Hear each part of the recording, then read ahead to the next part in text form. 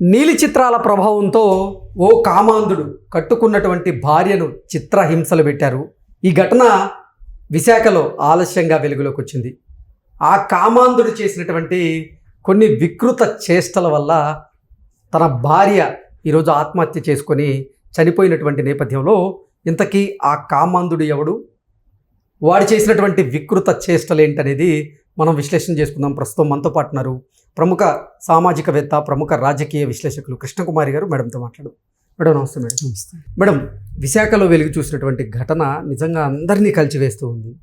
నీలి చిత్రాల ప్రభావంతో ఆ కామాంధుడు తన భార్యనే చిత్రహింసలు పెట్టాడు. ఆవిడ తట్టుకోలేక ఆత్మహత్య చేసుకుంది. ఏంటి మేడం అసలు ఈ ఘటనను ఎలా చూడాలి మనం? ఈ ఘటన చాలా దురదృష్టకరమైన ఘటన. ఈ ఘటనతోటి మనకు అర్థమవుతుంది ఏంటి అంటే, మానసిక ఆరోగ్యం గురించి మనకి అవగాహన లేదు. అలాగే కుటుంబాల్లో ఆడపిల్లకి పెళ్లి చేసిన తర్వాత ఇంకా పెళ్లి చేసేసాం, అయిపోయింది, మన బాధ్యత తీరిపోయింది. మళ్ళీ ఆ అమ్మాయి వెనక్కి వస్తే కనుక ఆ వెనకున్న వాళ్ళ ఈ పెళ్లి చేయడానికే తాడు తెగింది, ఇంకేం పెళ్లి చేస్తాము అనే ఒక ఉద్దేశం. అలాగే తల్లిదండ్రులు కూడా అసలు మన పిల్లలు ఏ పరిస్థితుల్లో ఉన్నారు, మన అబ్బాయి కావచ్చు అమ్మాయి కావచ్చు, అసలు ఈ పిల్లల మానసిక పరిస్థితులు ఎలా ఉన్నాయి, వీళ్ళు ఎవరితో స్నేహాలు చేస్తున్నారు, మంచి ఏంటి చెడు ఏంటి, వీళ్ళు ఏదైనా అబ్నార్మల్గా ఉన్నారా అంటే కొంచెం సాధారణం కంటే భిన్నంగా ఉన్నారా అనేది చూడట్లేదు అనే సంగతి ఇప్పుడు మనకి తేటతెల్లమైపోయింది.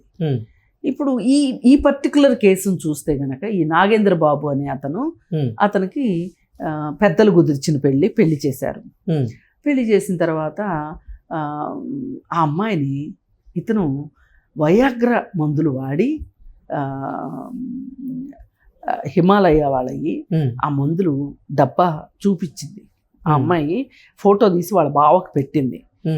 అయితే ఆ మందులు వాడి ఆమెని అసలు ఒక రకంగా ఏంటి అంటే ఒక పశువు మాదిరి, మీరు కామాంధుడు అని చాలా చిన్న మాట అన్నారేమో అనిపిస్తుంది, ఒక పశువులాగా పశుత్వంతో నాకు దొరికింది లైసెన్స్డ్ వైఫ్, నేను ఈమెను ఏం చేసినా నన్ను అడిగేవాళ్ళు లేరు, నేను అసలు పెళ్లి చేసుకున్నదే ఎందుకు అన్నట్లుగా ఆ అమ్మాయిని అతి క్రూరంగా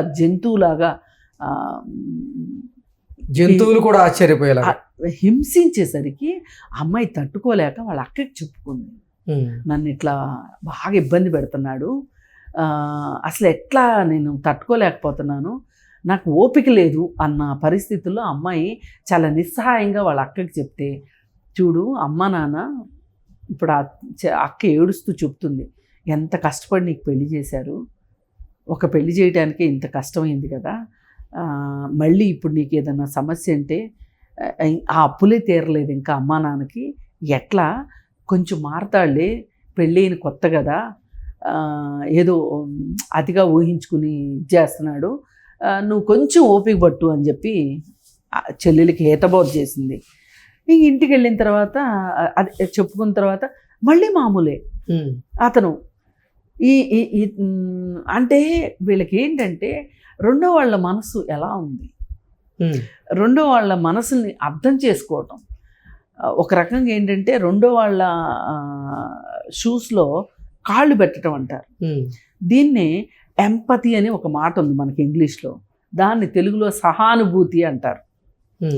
ఇప్పుడు ఈ సహానుభూతి మనం ఏ సందర్భాల్లో వాడతామంటే, ఇప్పుడు మీరు రోజులాగా లేరు, ఫ్రెండ్స్ మనం రోజులాగా లేరు, నేను నిజమైన స్నేహితురాల్ని అయితే గనక మీతోటి నేనేమనాలి, ఏంటి ఇవాళ ఏదోలా ఉన్నావు, రోజులా లేవు, ఏమైంది నీకు అని అడిగితే వాళ్ళు వెంటనే చెప్పకపోవచ్చు, ఇంకొంచెం మార్చి అడగాలి.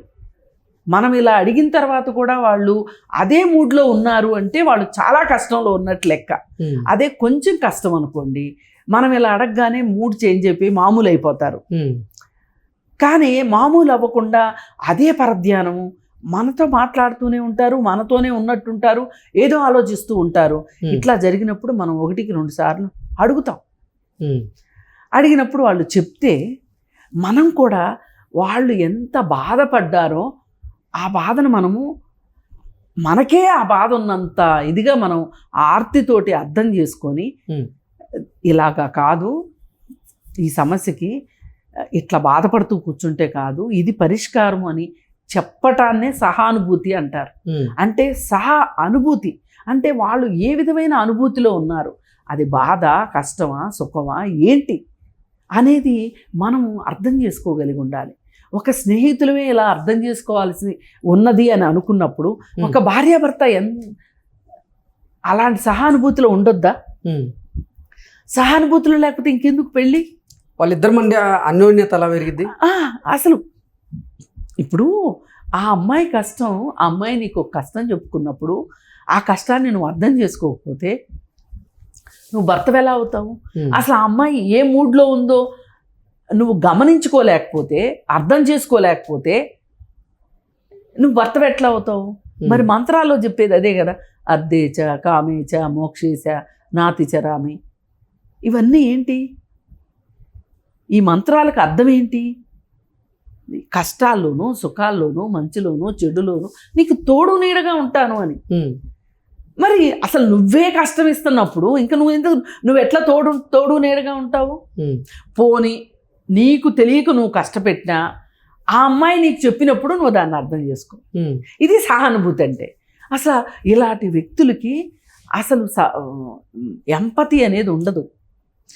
రెండో వాళ్ళ షూస్లో కాలు పెట్టడం అనేది ఉండదు. అరే ఆమె ఏదో చెప్తుంది, అలాంటి కష్టం నాకు వస్తే నేను ఏ విధంగా స్పందిస్తాను, నేనేం కోరుకుంటాను అలాంటప్పుడు. ఇప్పుడు నేను మీలో ఏం కోరుకుంటున్నానో మీకు ఆ హక్కు ఉంటుంది, నాలో అది కోరుకునే హక్కు ఉంటుంది. నాకు మాత్రమే హక్కులు ఉంటాయి, నాకు మాత్రమే కోరికలు ఉంటాయి, నాకు మాత్రమే ఆకలి ఉంటుంది, నాకు మాత్రమే అవసరాలు ఉంటాయి అని అనుకునే వాళ్ళు ఎవరైనా సరే పెళ్ళిళ్ళు చేసుకోకండి, స్నేహాలు చేయకండి. పెళ్ళంటూ చేసుకున్నారు, స్నేహం అంటే చేస్తున్నారు అంటే ఈ సహానుభూతి ఉండాలి, వాళ్ళ మనసుల్లో మనసై ఉండాలి. ఇప్పుడు సినిమా పాటలు ఊరికినే రాయలా, మనసున మనసై బ్రతుకున బ్రతుకై తోడొకరుండిన అదే భాగ్యము అని, అదే స్వర్గము అని పాట. మీరు సినిమా పాటలంతా గొప్పగా ఉండకపోయినా మనుషుల మాదిరిగా అయినా ఉండొచ్చుగా. వీడు అసలు మనిషిలాగా ఉన్నాడా? ఒక మృగంలాగా కోతికి కొబ్బరికాయ దొరికింది అన్నట్లు ఒక లైసెన్స్ బిళ్ళ వేసిన కుక్క కూడా ఎదురు దొరుకుతుందండి ఎక్కువ తక్కువ చేస్తే. మనం కుక్క చాలా విశ్వాసమైన జంతువు అంటామా? లేదు, విశ్వాసమైన జంతువే కాదని అనట్లా. ఒక పరిధి దాన్ని విసిగిస్తే ఊరుకోదు, తిరగబడుతుంది. మరి పిల్లి చాలా నిస్సహాయరాలు అనుకుంటారు, గదిలో పెట్టి కొడితే పులి అవుతుంది. మరి అలాంటప్పుడు ఈ భార్యని ఈ విధంగా నరకానికి స్పెల్లింగ్ చెప్పించాడంటే అర్థం చేసుకోవచ్చు. ఇలా చేసిన మనిషి ఇప్పుడు ఆ అమ్మాయి ఇక తట్టుకుంది. ఒకరోజు ఫోన్ చేసి వాళ్ళ బావకి ఇదిగో ఈ ఫోటో పంపించి ఈ ట్యాబ్లెట్లు వేసుకుని నన్ను ఈ విధంగా ఇబ్బంది పెడుతున్నాడు అని చెప్పి, అసలు ఈ ట్యాబ్లెట్లు దేనికి వాడతారు అనేది కూడా పాప మా అమ్మాయికి తెలియదు.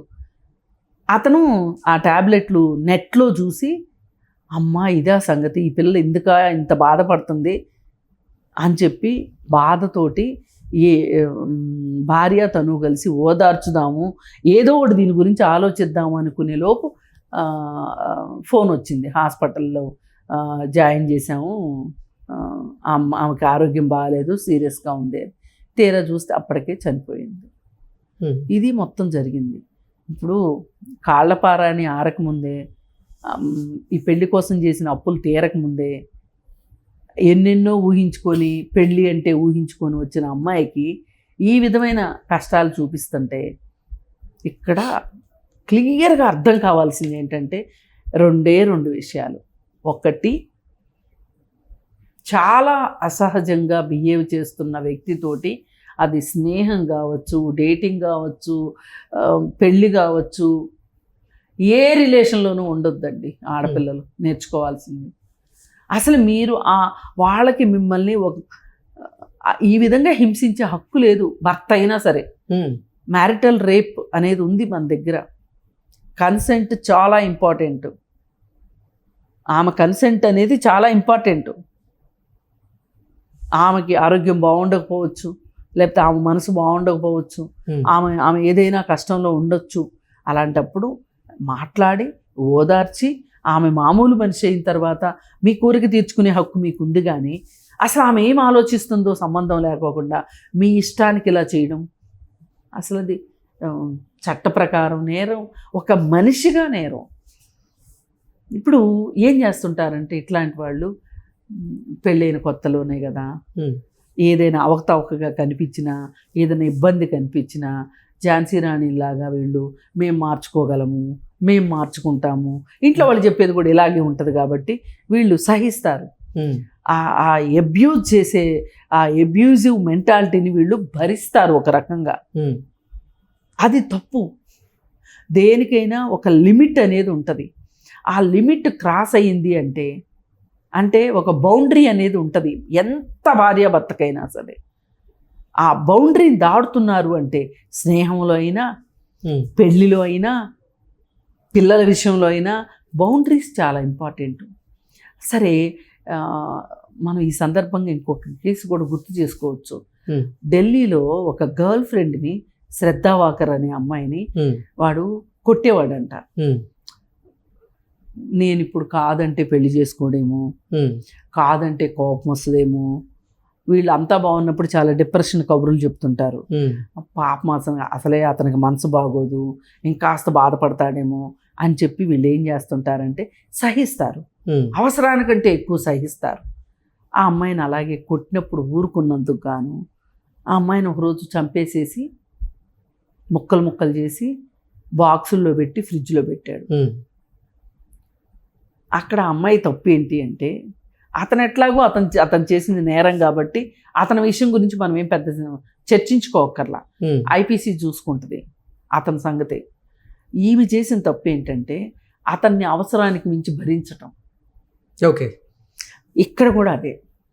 ఈ అమ్మాయే కాదు, చాలామంది అమ్మాయిలు, మొన్న కుక్కర్లో ఉడకబెట్టినోడు ఆ అమ్మాయి కూడా అంతే. తరువాత చెల్లెళ్ళకి పెళ్ళిళ్ళు కావాలి కాబట్టి భరించటం. ఈ భరించటం అనేది ఎక్కడి దాకా వస్తుందంటే వీళ్ళని ఏం చేసినా అడిగేవాళ్ళు లేరు, దిక్కుది వాళ్ళు. ఇది అసలు నోరే తెరవదు. ఇది నాకు వచ్చింది బలిపశువులాగా, తీసుకొచ్చాను, నా దొడ్లో కట్టేసుకున్నాను, పలుపు తాడేసి కట్టేశాను, మంగళసూత్రం పేరుతోటి పలుపు తాడి కట్టేశాను. ఇంక నన్నెవరు, మొత్తానికి యజమాని నేను అనే ఒక ఫీలింగ్లోకి వెళ్ళిపోయి, పైగా ఇంట్లో చిన్నప్పటి నుంచి నాన్న నీకేంట్రా బుజ్జి కన్నా, నువ్వు మగాడివిరా బుజ్జి, ఈ ఇంటి వారసుడివి, ఈ ఇంటి వారసత్వం నిలబెట్టడానికే నువ్వు ఉన్నావు, ఈ ఇంటి పేరుకి నువ్వు గౌరవం తీసుకురావాలి అని మగపిల్లాన్ని పెంచే విధానం కూడా ఇట్లాంటి వాటికి కారణం అవుతుంది.